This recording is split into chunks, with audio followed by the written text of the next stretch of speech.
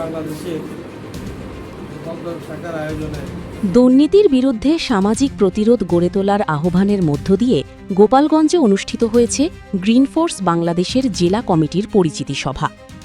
তথ্য ও ভিডিওচিত্রে এমটি রহমান মাহমুদ, গোপালগঞ্জ প্রতিনিধি। শনিবার সকালে গোপালগঞ্জ জেলা পরিষদ ডাকবাংলোর হলরুমে এ সভা অনুষ্ঠিত হয়। সভায় বক্তারা বলেন, দুর্নীতি শুধু দেশের অর্থনীতির ক্ষতি করে না, এটি মানুষের অধিকার, সেবা পাওয়ার সুযোগ এবং রাষ্ট্রীয় প্রতিষ্ঠানের প্রতি আস্থাকেও ক্ষতিগ্রস্ত করে। তাই আইন প্রয়োগের পাশাপাশি প্রয়োজন সামাজিক সচেতনতা ও নাগরিকদের সক্রিয় অংশগ্রহণ। দেশের মানুষ যেন দুর্নীতিকে নিয়তি হিসেবে মেনে না নেন, এজন্য দেশব্যাপী গণসচেতনতামূলক প্রচারণা চালানো হবে। বাংলাদেশের গণমাধ্যমকে সঙ্গে নিয়ে দুর্নীতির বিরুদ্ধে সামাজিক আন্দোলন গড়ে তোলার প্রত্যয় ব্যক্ত করেন তারা।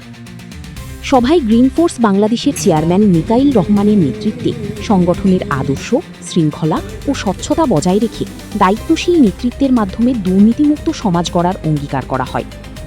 অনুষ্ঠানে প্রধান উপদেষ্টা শরীফ রফিকুজ্জামান, সভাপতি অধ্যাপক গোলাম মোস্তফা, সাধারণ সম্পাদক মোহাম্মদ মুজাহারুল হক বাবলু সহ সাংবাদিক, সামাজিক সংগঠনের নেতৃবৃন্দ ও গণ্যমান্য ব্যক্তিরা উপস্থিত ছিলেন।